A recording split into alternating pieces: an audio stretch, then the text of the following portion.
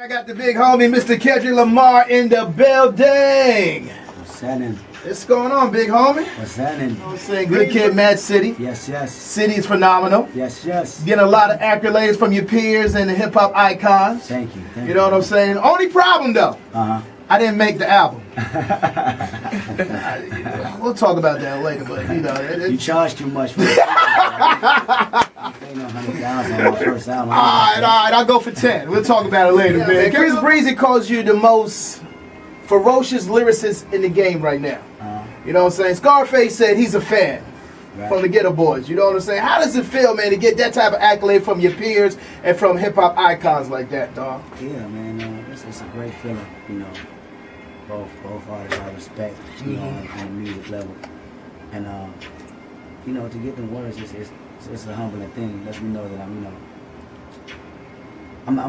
in a business to actually further the culture. You know, Scarface understands that. You know, absolutely. That's love to get that respect from my pops. You know, raised me on it. You know, absolutely. My uncles raised me on, you know, the Ghetto Boys. You know, no doubt. Yep. So that's love right there. I like what you just said, man. You know what I'm saying, about the culture. That's a very, very, very heavy thing right there. You know what I'm saying? How'd this remix come about, man? You and Hov, man. Man, I did the record, and Top Dog himself, you know, the CEO of the company, reached out, you know, through his mutual friends, you know, with Hov, and Hov said he was a fan of the music, and he knocked it out. Wow. He knocked it out. That's what's up, man. My man right here with the hat. Come on up here real quick, because nobody's going to be able to hear you without the microphone. What's that on your head, man? It's America. There you go. That's America. Oh, Golden Eagle. Wow. What's your name? Where you from? My name's Gabe. I'm from Guilford College in Greensboro. Nice to meet you. Yeah, I was wondering, so this is like your first, you know, major headlining tour. Yeah. And definitely, like you were saying, you know, you have a lot of depth to your music.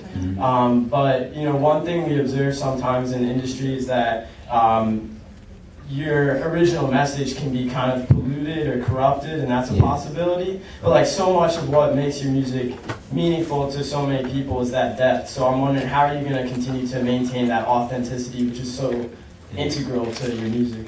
I mean, that's a great question. Great question. No doubt. Don't let that hat fool you. That's a great question.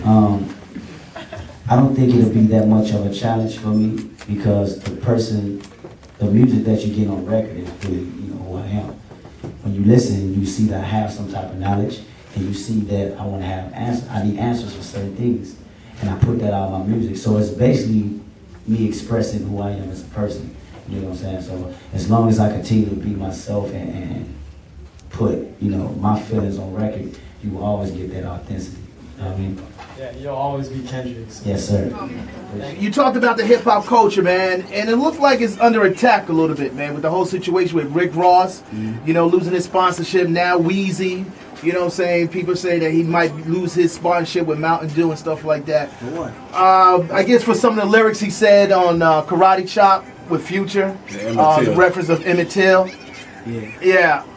Where do you think hip-hop artists have a responsibility, where they draw the line? Or do you just think that, you know, the culture just being indicted by itself without other people being responsible for it as well? I think the culture always been indicted. Okay. You know, for we always been under surveillance. You right. know, it goes back from Biggie to Pac. It'll always be.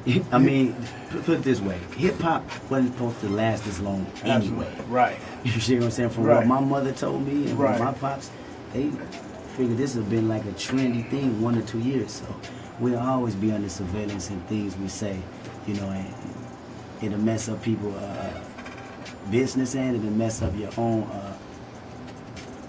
character out in the public's eye. Absolutely.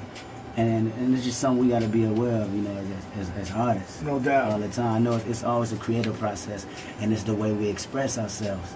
But now we know it's like we can't go out there and kill somebody and not know the police is going to come in. You know what I'm saying? And lock us up forever. I mean, it's just how it is. It's always been like that, so we just got to be more aware. That's how I feel. Absolutely, man. You got to catch I guess I can ask it right here. Go ahead. My sister's a huge fan of yours, And she's so nervous, she wants to know if you can sign her belly. Her belly? She's Oh, yeah, pregnant. Having a boy. That's sweet. Yeah, I can do that. Sign her pregnant belly. We'll bring it out today. Is that the first time you had that request? First. This is amazing. All my things. Okay. So what are you gonna name the baby, Kendrick?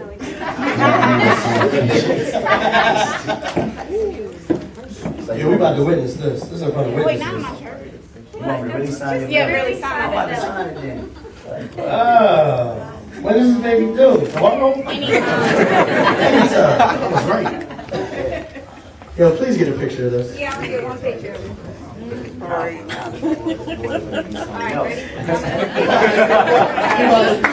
ready? Oh, wait, here.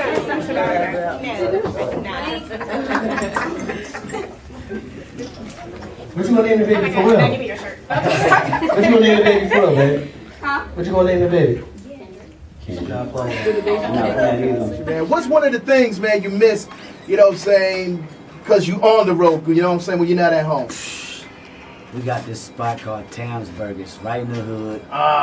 It's in Compton. Little hole in the wall. They be trying to have me go to all these expensive restaurants and stuff while I'm on this. Give me the grease! I'm not used to this. This is a new life for me. You know what I'm saying? Can somebody fly me a double cheeseburger with bacon and pastrami chili cheese fries Woo! to where I'm at? That's what I'm talking about, man.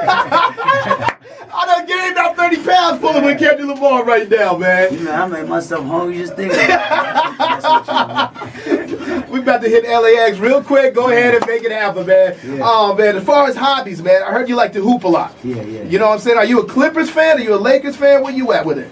I'm a Lakers. I don't want to do the bandwagon. Okay. I like the Clippers though. Yes. I mean, that's still LA. Right. And they killing right now. Right. But I'm not one of them people that's going to convert. So what does the Lakers have to do, man? Because you know Kobe's not coming back man, next year. It's Can you build a team around Dwight Howard, man? we need that Kobe, man. Yeah. We need that Kobe. That's always been Kobe team. I mean, I love Dwight. You know, I love his defensive game, but we need that Kobe. We need that leadership. Yeah. If Kobe don't have anything else, It's leadership. that leadership is what pushes. No you know. doubt, man. I was reading an article recently, and my intern Antonio pointed out, man, that you and Dr. Dre, not at the same time, of course, but attended the same high school. Yeah, That's yeah. crazy, man. So how did you and Dre link up? Through teachers man. or something? The principal had y'all in the office. Was good. You know, my first time seeing Dr. Dre, man, I was 8 years old. All right. California Love video shoot. Him and Tupac. It was All in right. Compton. All right. It was on the street, man. I was just looking at him like, man, that's Dr. Dre. You know what Yeah, I'm saying? yeah. That's crazy. I didn't know I was going to be a rapper. Absolutely. 15 years later, man, I meet him again in the studio. No doubt. I mentioned that moment, and he remembered. Wow, that's crazy. If you could take anybody to that burger spot, you know what I'm saying? 3 people, dead or alive, in the music game, outside the music game, man. Show them your hood. Besides me, Yeah. name 3 other people, man. 3 other people. Yeah. I'm going to take Bob Marley. All right. Reason why, because my homies is in that neighborhood, All right. and I know they will try to smoke him out. They always smoke Bob Marley out. Bob Marley is a legend. All right. He's a legend. All right. Forever. All right. Who else would I take? Holly Berry. Oh, man. Just the reason why, just the thought of her in the hood. Yeah. That'd be kind of crazy, That's kind man. of crazy to me. That give my No brownie doubt. points in the world up. You mentioned Pac a lot, man. Yeah, What's your yeah. favorite Pac album? My favorite part, that's crazy. I just was going through, had the debate the other day. I like All Eyes All on Eyes Me. on Me. There you Had go. to be All Eyes on Me. There you You know, go. I was saying Machiavelli Right. not too long ago. Right. But I might take it back. I might go All Eyes All on Me. Eyes So I on went Me. back and I went through the track listing. And I remember each memorable song like being like a staple inside my house. They played that album so much. I didn't know all them songs was on that album. That I Absolutely. liked. Absolutely. Yeah.